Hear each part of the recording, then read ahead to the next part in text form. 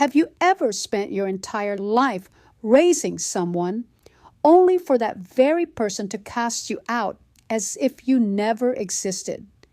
Today's story is the quiet confession of a mother, not by blood, but by heart. 30 years of sacrifice, 30 years of tireless work to give a child a life she never had. And yet, when she grew old and weary, she was seen as useless, a burden to be discarded. What they didn't know is that the woman they pushed away was holding a secret that could change everything. Stay with us until the end, because somewhere in this story, you might just see a part of yourself.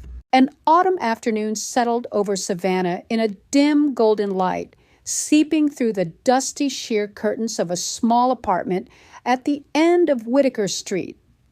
In that aging room, everything seemed to hold its breath. The wooden stool no longer creaked. The wall clock had stopped ticking, as if paying quiet respect to the woman bent over a frayed suitcase.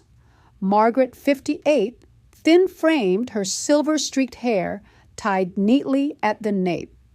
Her hands, once skilled at folding hotel linens, now carefully tucked faded wool sweaters into a worn cloth bag. The suitcase by her feet, the only thing in this house still truly hers, had traveled with her across 3 states, 2 jobs, and 30 years of unconditional sacrifice for someone not of her blood, Ethan. This house, each brick, each window pane was paid for, with scrubbed floors and sleepless nights massaging strangers' shoulders. But the name on the deed was Ethan's, the child she brought home from the hospital incubator, blue-skinned and unwanted. And today he stood in the middle of the room, pointing to the door. "You're retired now, Mom. You're not helping anymore." Margaret didn't cry. She merely paused, eyes drifting up to the stained ceiling. "I used to think, if I gave everything, maybe I'd at least earn a place in his heart. I first met Ethan on an afternoon just like this, faintly golden, almost fragile, as if the light itself wasn't sure whether it wanted to stay or leave. The air smelled of fallen leaves and something distant, perhaps regret. I was working in the kitchen of a small orphanage tucked behind an old stone church, where time felt slower and everything had the quiet, faded look of something long forgotten. A baby's cry pierced the stillness, shrill and fleeting, before falling into silence like a stone dropped into deep water. I paused, wiping my hands on my apron. The nurse, an older woman with paper-thin skin and eyes dimmed by routine, gestured toward the back, the last incubator. No one's claimed him. Mother disappeared an hour after delivery.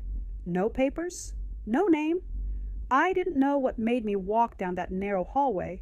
Perhaps it was instinct, or maybe it was something deeper, some echo from a part of me I'd buried a long time ago. I stopped in front of the glass enclosure and looked down. He was so small, still. His skin was dusky blue, lips parted just enough to let out the shallowest breath. His chest rose and fell like a matchstick's flame battling a gust. He didn't cry. He didn't even flinch when I placed my hand on the glass. And yet somehow I felt seen. I stood there for what felt like hours. Nurses came and went. Lights dimmed. Evening crept in. But I couldn't leave. It was as though a thread had looped itself between my ribs and the space above his tiny heart. 3 days later, I returned with papers I could barely afford to file. There were no balloons, no cradles waiting at home, just a vow, quiet, unshakable. This child will not grow up unloved.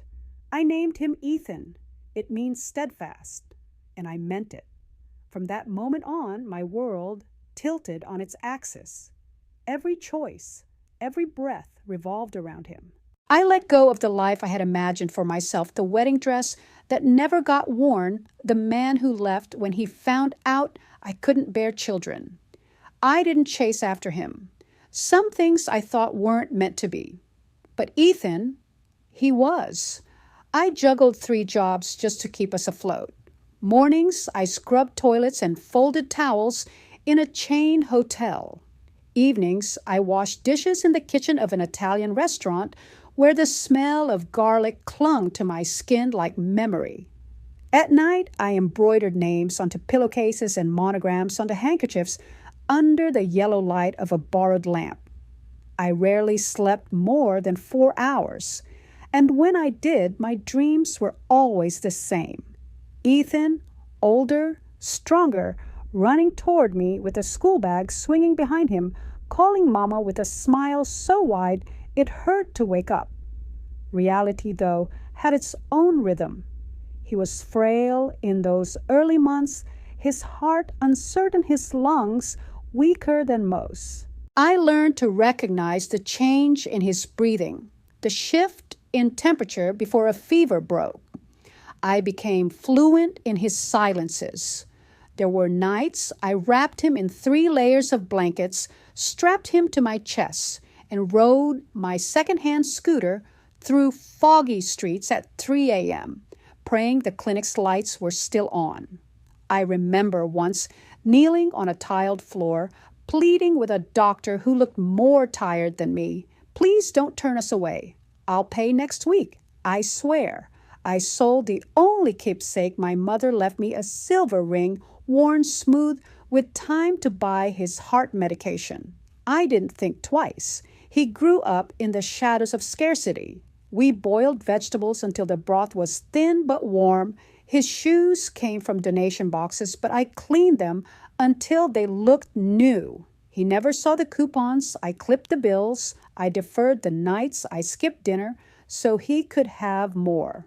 When school began each year, he had new notebooks, freshly sharpened pencils, and a mother who walked him to the gate every single day, no matter how tired her legs were.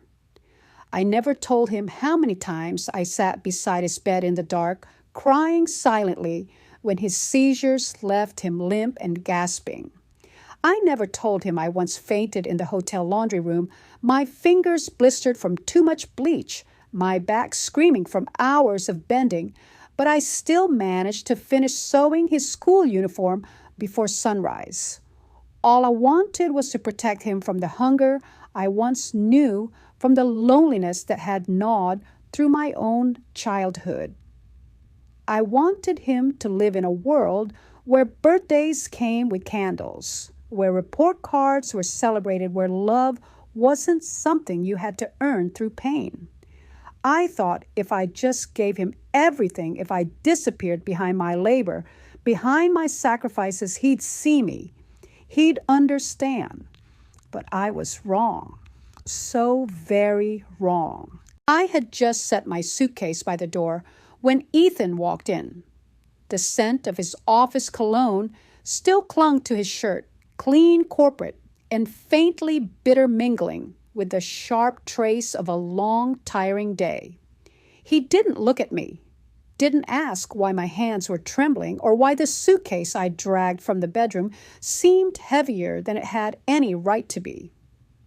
He loosened his tie, dropped his leather bag onto the couch with practiced indifference, and said flatly, like reading off a to-do list, "You're not working anymore, Mom.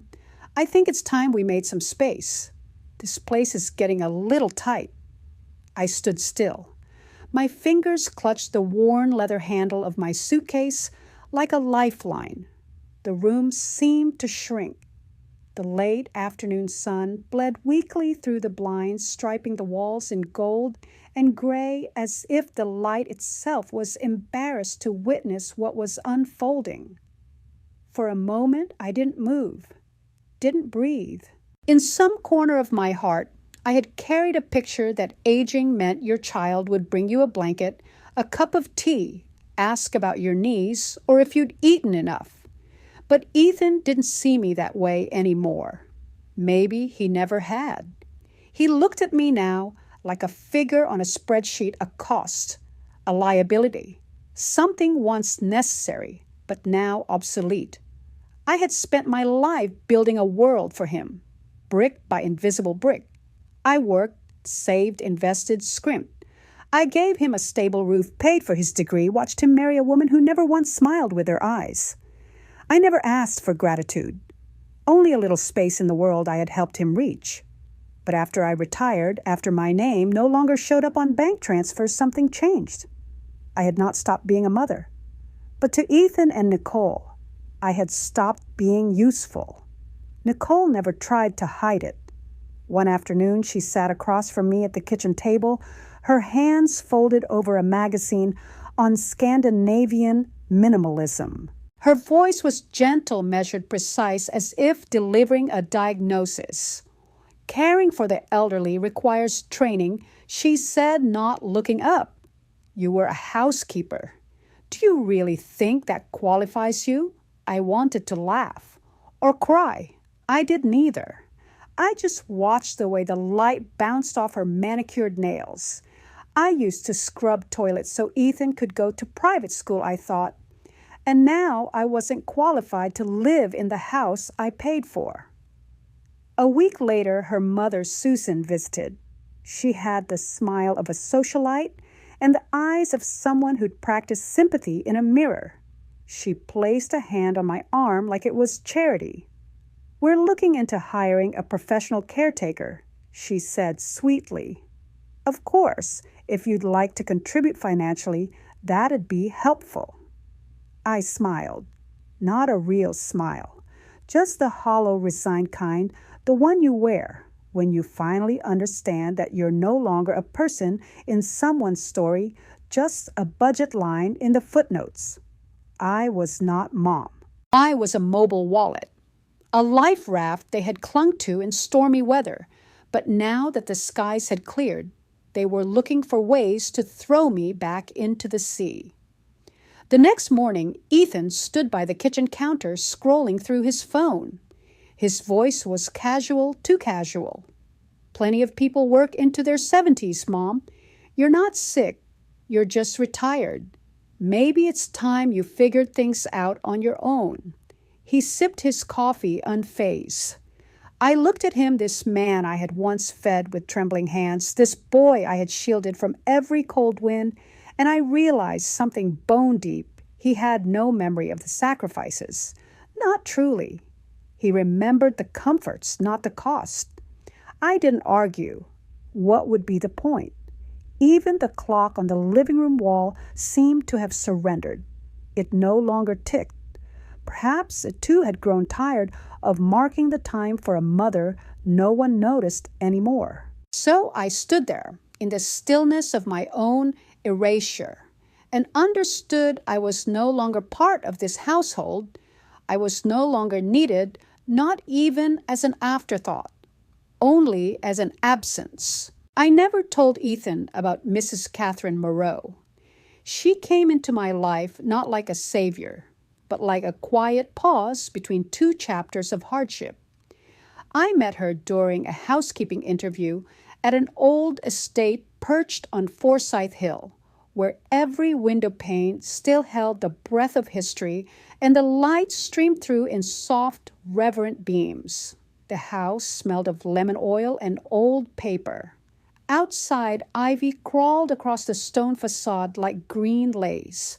Inside, time moved more slowly, as if it too respected the quiet elegance of the woman who lived there. She was a French widow, decades older than me.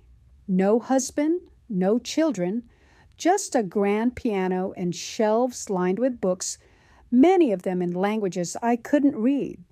Her hair was always pinned back with a tortoiseshell comb, and she wore long cardigans that made her look like she'd stepped out of a painting. She looked at my hands during the interview raw, from cleaning products, fingers slightly bent from years of scrubbing, and said gently, "Margaret, you have the fingers of a pianist, not a housemaid."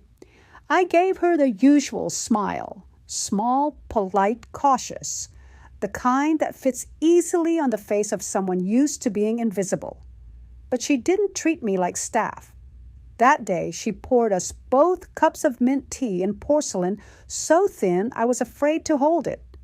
We sat in her sunlit parlor and talked not about chores or availability, but about childhood, about Paris in spring and Savannah in summer. No one had ever asked me about mine before. No one had ever cared to listen. From that moment on, I became more than help. Every morning, I dusted her library while she read aloud poems sometimes or letters from her past. In the afternoons, she knitted scarves while I tended the fire, both of us wrapped in the hum of silence and wood smoke. We lived quietly, two women who knew grief sitting together in stillness as if that too was a sacred language. She never asked about Ethan, never intruded, but she saw my fatigue, my hollowed-out gaze.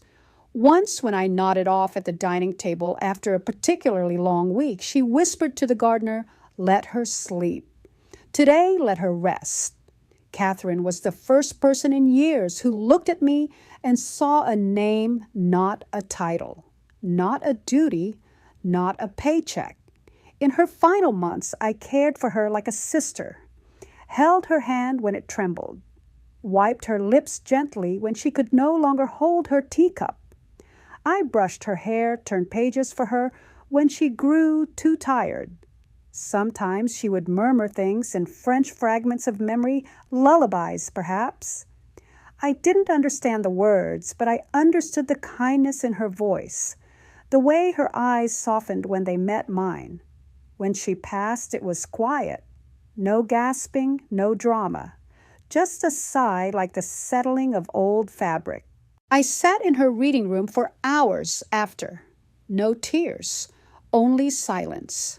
And the echo of the old clock above the fireplace ticking slow and respectful as if it too had loved her. I thought I would return to my life as before, to the background, to being a mother, a helper, a shadow. But then her lawyer called. He was a thin man with round glasses and a leather briefcase that looked older than both of us. He sat across from me, pulled out a stack of documents, and said softly, as if he didn't quite believe it himself, "Mrs. Moreau left everything to you, Margaret." I blinked. I don't understand. Her estate, 2 properties, a collection of antique paintings, and a trust fund of nearly $8 million. I asked him to repeat it, twice. The numbers made no sense. They belonged to a life I had never imagined for myself. In all my years, nothing had ever truly been mine. Not the apartments I cleaned, not even the home I paid for, but signed over to Ethan. But now this here was a woman who owed me nothing, giving me everything. I returned home in silence. My hands trembled on the steering wheel. I didn't know what to feel. Gratitude, grief, disbelief. All 3 wrapped around me like cold water. When I walked through the door, Ethan barely looked up from the couch. "There's a bill from the plumber," he said. "Nicole says we're out of oat milk." That was it. No, "How are you?" No, "Did the funeral go okay?" Just a list of domestic demands. And I knew I would not tell them. Not now. Maybe not ever. I had once imagined a moment me sitting at the kitchen table with Ethan gently saying, "I can help you buy a better house. I can pay for my grandchildren's school. We'll be okay. All of us." But the way he had pushed me aside like an old chair with a cracked leg, no apology, no hesitation, killed whatever dreams I had left. He didn't want me. He wanted resources. And for once in my life, I had something more than money. That night, I quietly placed the inheritance papers into the bottom of my bag, tucked beside the green scarf Catherine had knitted for me one chilly winter. It wasn't revenge. It wasn't pride. It was clarity. Because if love had never been enough to earn me a place in their hearts, then no amount of money ever would. That morning, there was no rain, no sun either. Just a thin layer of gray in the sky, like something unsaid lingering in the air. I woke earlier than usual. not because of noise, but because of a strange lightness in my chest. It was as if, after 30 years, I had finally put down a burden no one else could see. The house was still. Ethan was probably asleep or pretending to be. Nicole was already out, perhaps at yoga or brunching with her old college friends.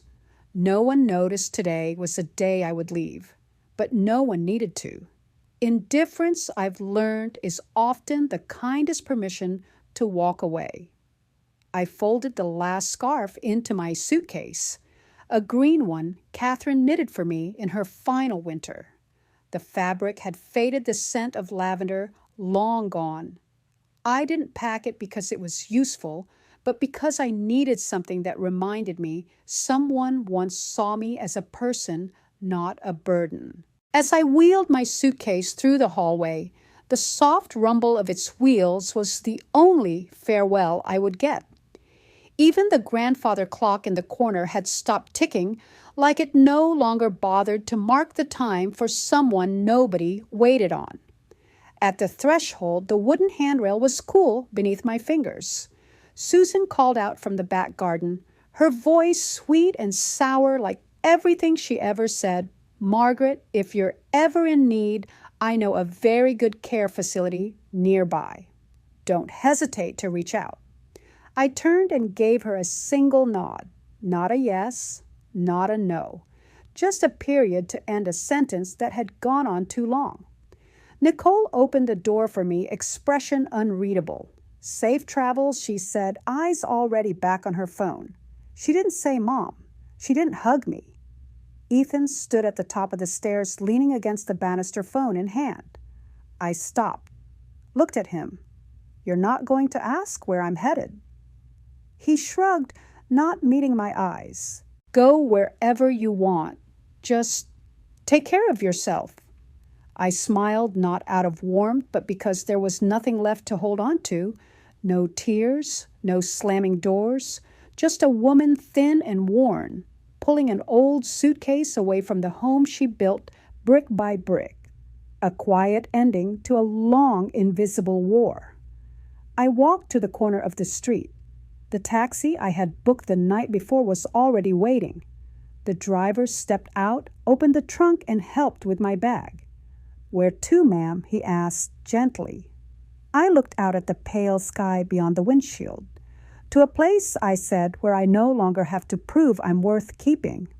The car pulled away. I didn't look back.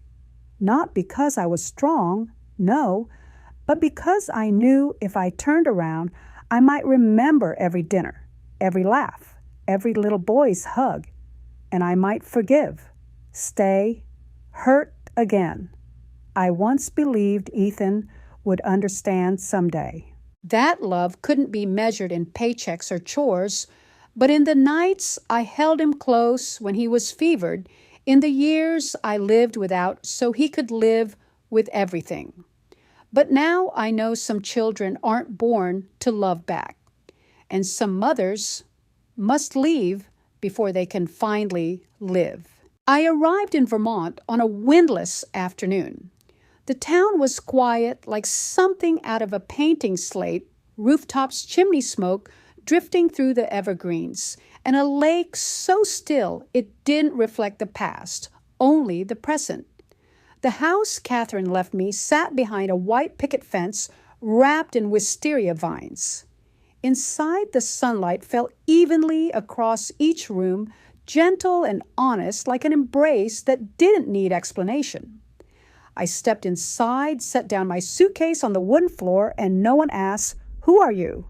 No one wondered, "Where do you belong?" In the mornings, I brew strong coffee and read on the porch. In the afternoons, I walk along the lake, watching the birds dive and rise again, like freedom being born a second time. No calls come, no letters. Ethan hasn't reached out and perhaps never will.